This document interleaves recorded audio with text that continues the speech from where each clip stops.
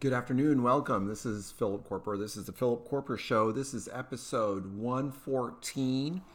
This is January 20th, 2020. Got a great show for you today. Want you to get all up to speed. Happy Martin Luther King Day. It's great. His birthday was on the 15th of January. And so it's fun to reflect upon Martin Luther King and the wonderful things that he has done for our country. To be able to have such great social change without any violence, without breaking windows. Martin Luther King was just really a man of peace and really wanted change. I love, my favorite quote from Martin Luther King is, "I have a dream that my 4 little children will one day live in a nation where they will not be judged by the color of their skin, but by the content of their character." I love that quote. You know, I searched, I went to one of the Martin Luther King sites, biography.com has a famous quotes. That's not, I don't even see that one in there. That's one of my favorite quotes. It's not quoted a whole lot on the left, but on the right, we really love this quote. It was great when President Obama was president and basically saying, this country, we're not a racist country. And that he said, I've got a chance, before he was elected, I could be a chance. We're not a racist country. And he's basically said, I've got as much of a chance as anyone.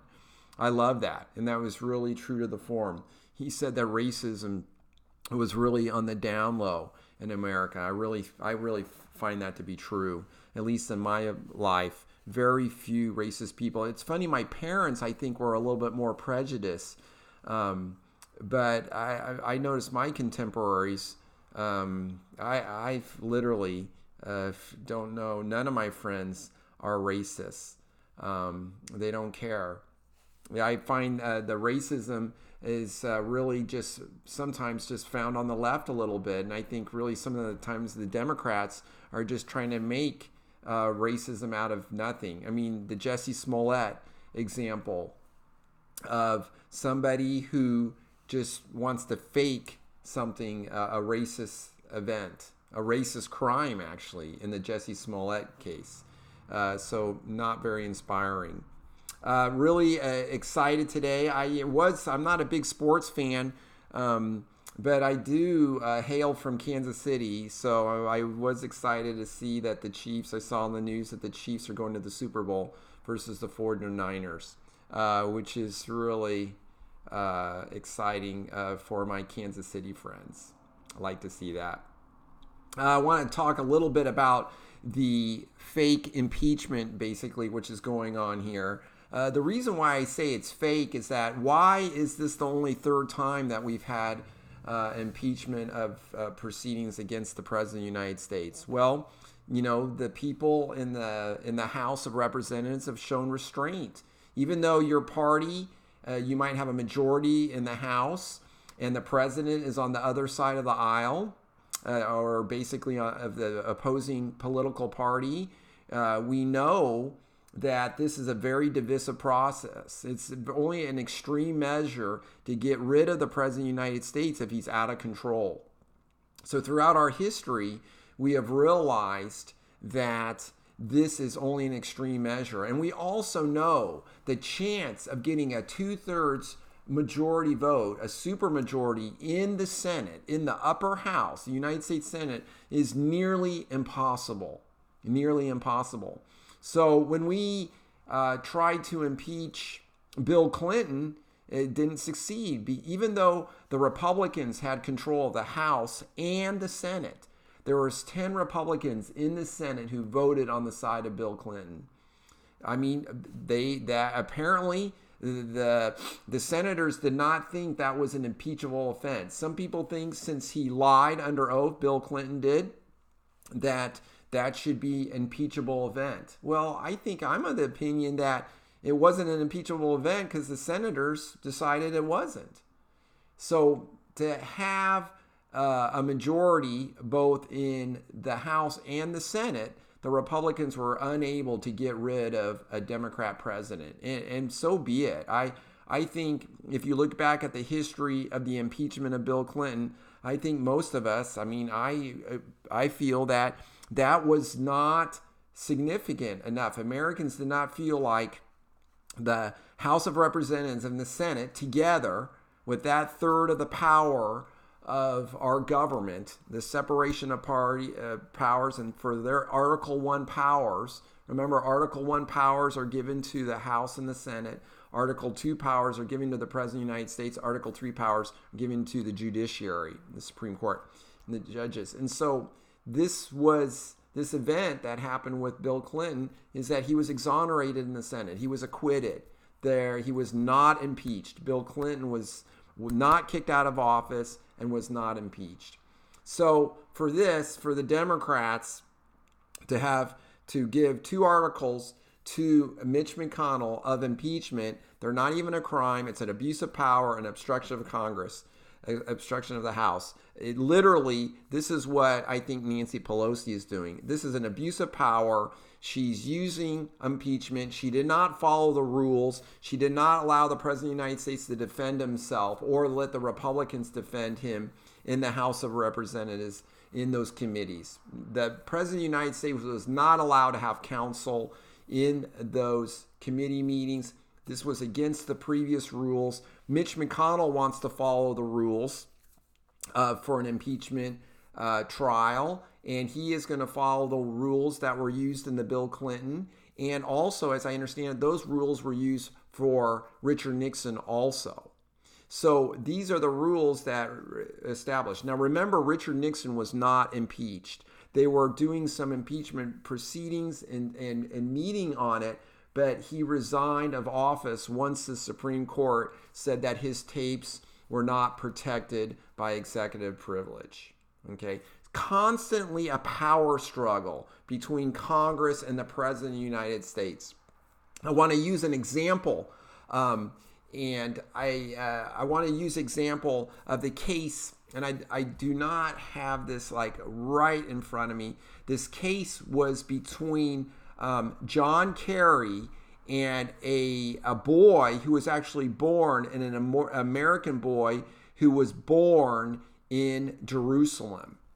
And so what had happened is that Congress passed a law, the Republicans passed a law when George W. Bush was president, and the guy's name was like Zolowinski or something like that. I can't remember, versus Kerry. That's the name of this court case.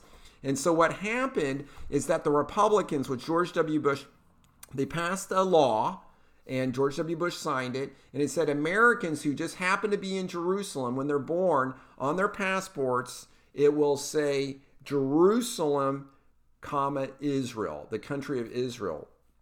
Okay, so Barack Obama made the argument when John Kerry was the Secretary of State that no, we don't want to put Israel on there. Okay, no, I'm making some deals with these other Muslim countries. They're offended by this Israel thing on the Jerusalem. They think that's under dispute, that Jerusalem really is not part of Israel. And so Barry said, no, we don't want to do this. So this guy was born in Jerusalem, an American, and on his passport it just said Jerusalem. It did not say Israel. And so there was a lawsuit. See, this is what you do. You sue. And so this boy and these lawyers sued the State Department, John Kerry, and they wanted to have Israel placed on there. They wanted that. They thought that was important. But the Barry Obama administration said, no, I'm making these deals. This is going to interfere with these foreign policy. You're going to make me a liar. You're going to make me look bad on the foreign stage here. So you know what the Supreme Court ruled in a 6-3 ruling? Oh, on side of Barry Obama. People were shocked. Okay, we're shocked. So basically, Barry Obama was breaking the law. There was a law passed by Congress, signed by the President of the United States, George W. Bush, that said that you have to put Israel on these passports when an American is born in Jerusalem. Barry Obama did not follow that law. This case, there was a lawsuit. It went to the Supreme Court, and Barry Obama won this case. People were really shocked. This illustrates the great power that the president has of the United States in doing foreign policy. So basically, the Supreme Court struck down this law this unconstitutional law that the Congress and the previous president had passed.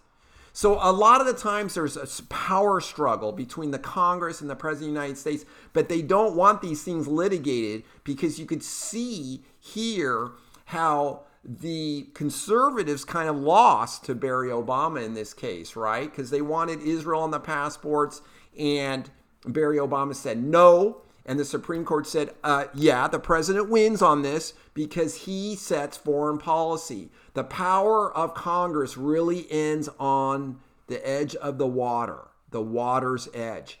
This is so important. So why am I bringing this up now? This gets into the Ukraine thing. Remember, Nancy Pelosi, she's a combination between Dayquil and NyQuil. I saw that on Twitter. She added with the impeachment and after the pens and the signing and all of her pens and, her little souvenirs of the pens and signing the articles of impeachment. She was very sad, and this is very somber, but she was celebrating and fist bumping Bill Mayer, and oh boy, she is really excited. She's a liar. She's lying about how serious and solemn this is. She added, when she did this, and I want to let you know that the GAO,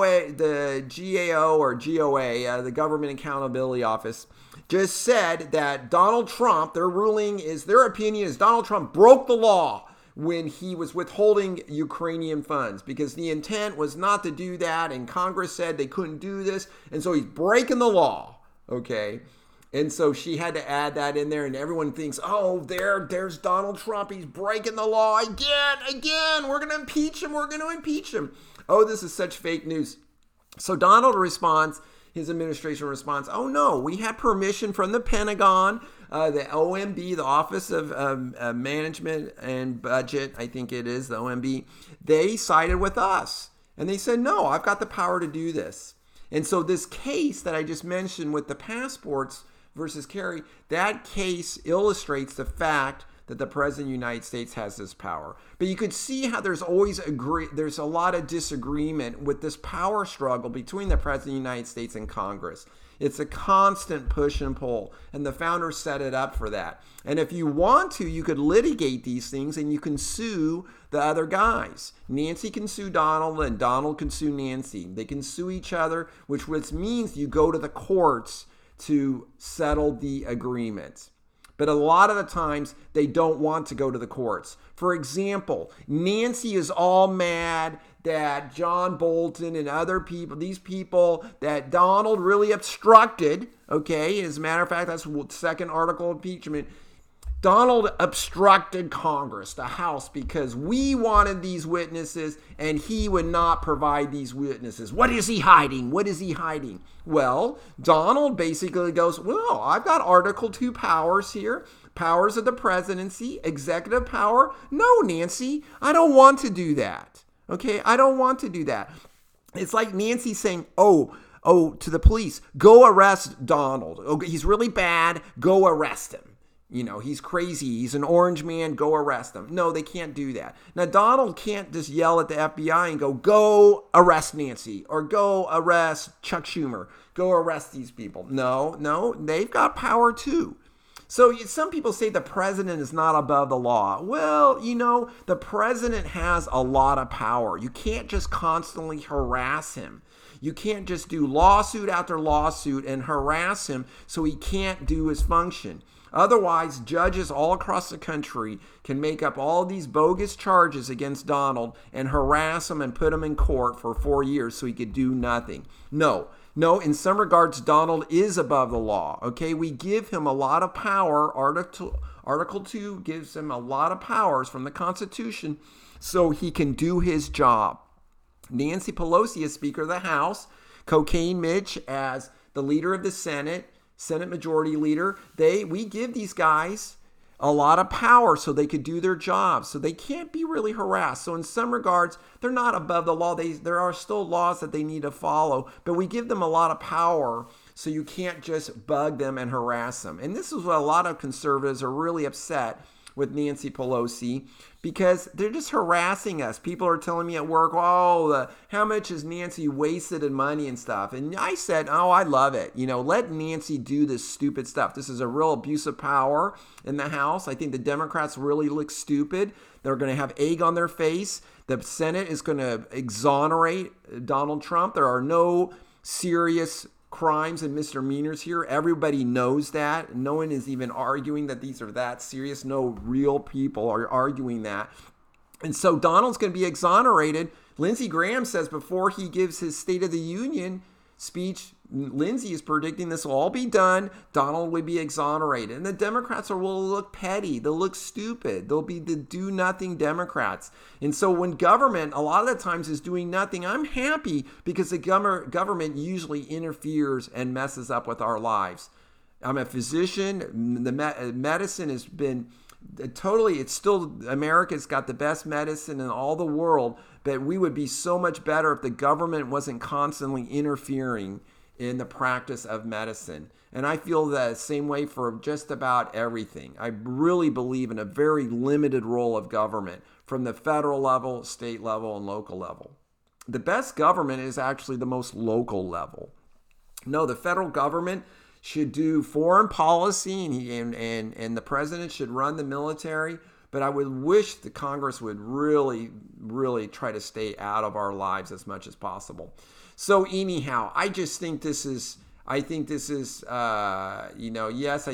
sad that Nancy wants to do all of this bogus impeachment. I don't think she really wanted to do it, but I think she had to do it. They put all of their money and all the eggs in the Mueller basket. And boy, Donald was exonerated from Mueller. Mueller's not even being listed in these articles of impeachment. And so they lost. And so the Democrats really have lost big. Donald keeps bidding them. So, Nancy didn't want to do this bogus impeachment thing, but I think she was pressured into it. And really, they got nothing much more to lose, right? They lost out on Mueller. They're not going to get rid of Donald. So Nancy wanted to make this impeachment thing really simple, really little, really weak. These two articles of impeachment are extremely weak, and Nancy did that on purpose. She doesn't want the Senate to drag this thing on. She wants this thing to get over as quick as possible. She's not going to say that. And if the Democrats the Republicans quickly dismiss this in the Senate, she's going to yell, "Oh, that's a cover-up! It's a cover-up!" She's already got that all bribed, and she's going to yell and scream either way. But Ted Cruz is saying that, hey, the Senate's going to try to look at this carefully, methodically. We're going to be fair. We're going to let the president represent himself because the House did not let the president defend himself. They made all these accusations, and the president was not able to defend himself. Very unfair. If you think of American jurisprudence, extremely unfair. So anyhow, I'm really, that's my take on that. And I did want to mention that the New York Times editorial board, they're going to endorse two candidates. Okay, yeah, really weird. Klobuchar and Warren. Okay, really why? I mean, wow, that is so weird. Okay, so that's all right. So, the New York Times, they are going to support these Democrat candidates for president. Okay, so we've got a partisan press. We know the press is partisan. Okay, I know the New York Times pretends they're not partisan, but it should be like the Democrat New York Times. Okay, they support the Democrat Party. I'm okay with that. We're going to have bias no matter what. The papers in the early 1800s, I mentioned before, we had the Dayton Democrat, the Cincinnati Republican, or whatever they were. So papers back then, our church, the founding of our church, I'm a member of the Church of Jesus Christ of Latter-day Saints. The church even put out their own newspaper so they could, which would represent their ideas. That's how it was done. Nowadays, we've got media that pretends to be on both sides of the fence. I think they do a very poor job of it. But it is what it is. But it's funny. Do they have, I was curious. I had a friend who was curious. Do we have any suggestions for the Republican nominee should be? I mean, should we ask the New York Times that? Who should it be? Who's their favorite Republican? Okay, we know now who their favorite Democrats are. Who are their favorite Republicans? Oh, no. No, we're not going to hear that. Or do we need to go to a conservative newspaper to find out? Well, I guess we do. It's a good thing, right? Because our conservative newspapers are free. We could go to Breitbart. We don't have to pay. The New York Times makes us pay for an internet version. Oh, it's so tacky. And so we could go to a conservative paper. We could go to Breitbart, or we could look a little bit at Fox News, which leans right. We can go to the Daily Wire or the Daily Caller. We could go to our news sites. So I guess we will. All right. So who cares that the New York Times says that? I wanted to mention this book coming out, Profiles in Corruptions. It's awesome. And this book has 1,126 endnotes totaling 83 pages of source material. Yeah. Wow. What about the left? Do they have sources? No, they usually have unnamed sources. They just make these accusations. They want us to believe that the whole climate change, that the whole earth is going to die in 12 years. They don't have any sources that they cite. They just make out these big, broad, horrific accusations. No sources. But look, I like how conservatives, how we put sources in there. I wanted to mention this story about, this is in London. And in London, this Woolwich Polytechnica for the girls, they forbid that any of the kids bring food to school. Oh, no, you're not allowed to do that. And there's no choices, so you got a vegetarian or food dishes available. I mean, they are very super restrictive of the food that the kids bring. And so it's funny, the article talks about how a lot of the people at school are all mad because what the kids are doing, they're so hungry when they get out of school that they go to McDonald's. Yeah, can you imagine that? Schools in America banning kids from bringing food from home? I mean, wow. So much top to down control. I love how Dennis Prager talks about the ideals of America, and he says they're on our money. Okay, he calls it, it's the big three. He calls it something. In God we trust, liberty, and e pluribus unum, out of many one. I like that. I think that is our culture. And I think American culture is worth preserving. I've talked about the 737 MAX plane, and it's grounded now because there was 2 crashes. It's interesting. Do we ground other planes when they crash?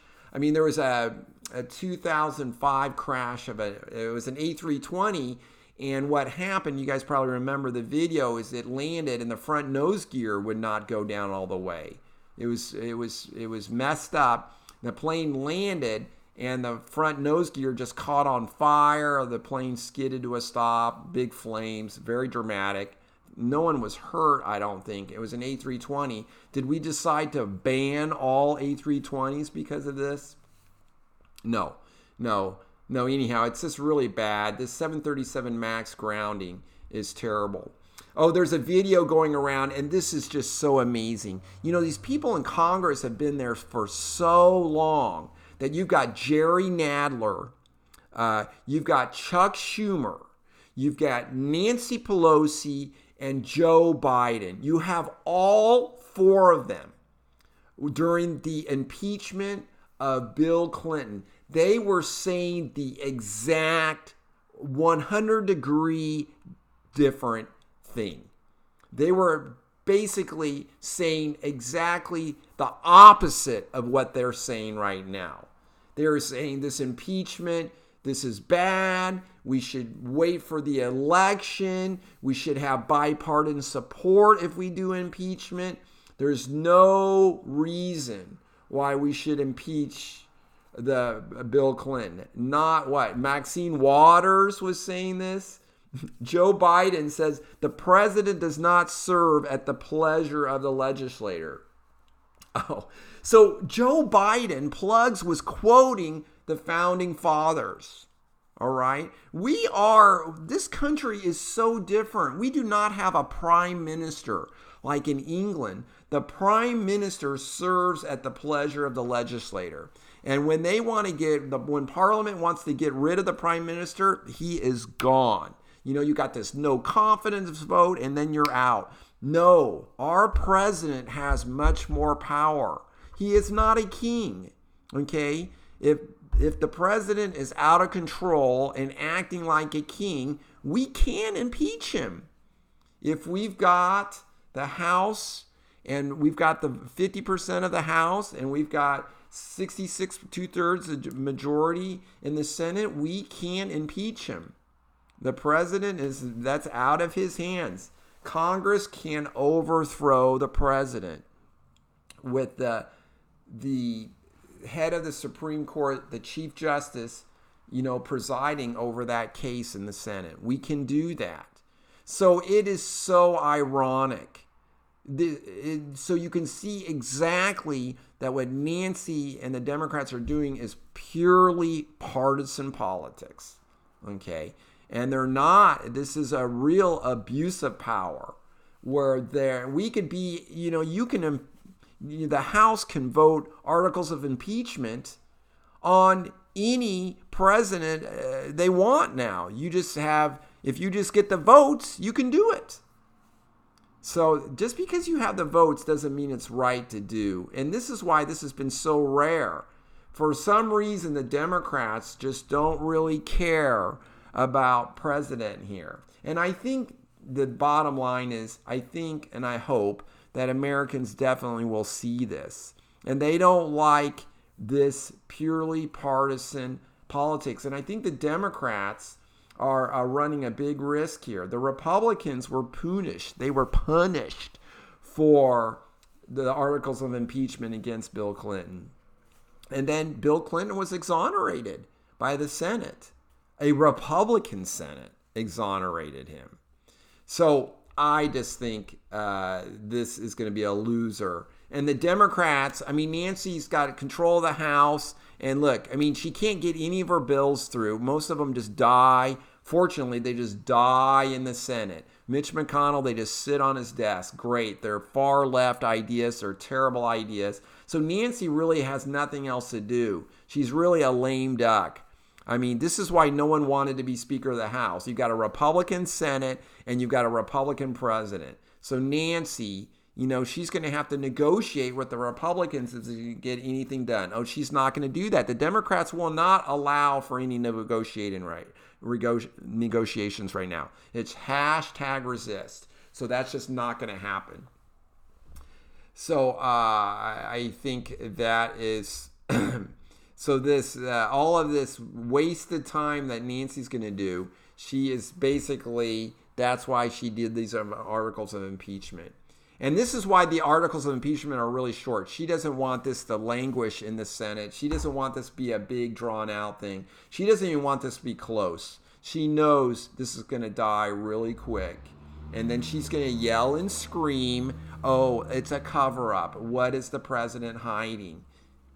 So anyhow, there is definitely a power struggle. And what I wanted to mention with Nancy and the witnesses. So the House, if they wanted witnesses from the president, and the president did not give John Bolton these other witnesses over to the House to question under oath, then you know what Nancy could have done? And she didn't do this. She could have sued the president for that.